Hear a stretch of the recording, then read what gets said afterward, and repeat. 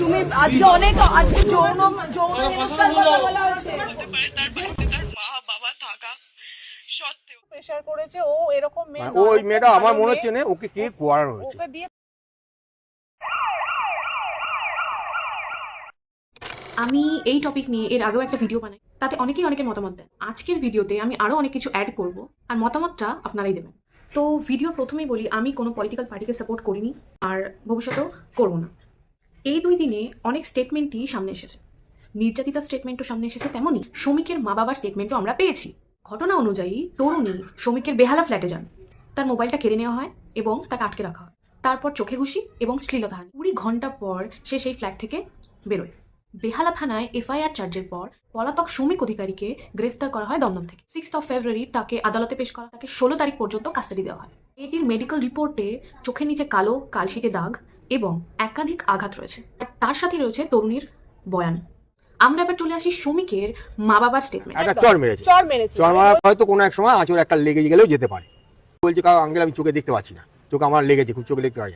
শ্রমিকের মা বাবা বলেন রাগের মাথায় একটা চর মেরেছে, চেঁচামেচিতে হাত ধরাধরি এবং দূরে ঠেলে দেওয়া হয়। তাই মেয়েটি ফর্সা হওয়ায় তার শরীরে নানা রকম কালশিটে দাগ পড়ে। মেয়ে পক্ষের দাবি 20 ঘন্টা তাকে নির্যাতন করা হয়েছে এবং তারই সঙ্গে পরে যুক্ত হয় ধর্ষণ। ছেলে পক্ষের দিকে বলতে গেলে লিখিত অভিযোগে কোনো ধর্ষণের উল্লেখ নেই। দাবি এটি একটি সাজানো ঘটনা, শুধুমাত্র রাজনৈতিক কারসাজি। আমরা সবকিছুই জানলাম, এবার আসি আসল ঘটনাতে। রাজনৈতিক ক্ষোভের কারণে অনেকেই অনেক জিনিস বুঝেও বুঝতে চাইছে না।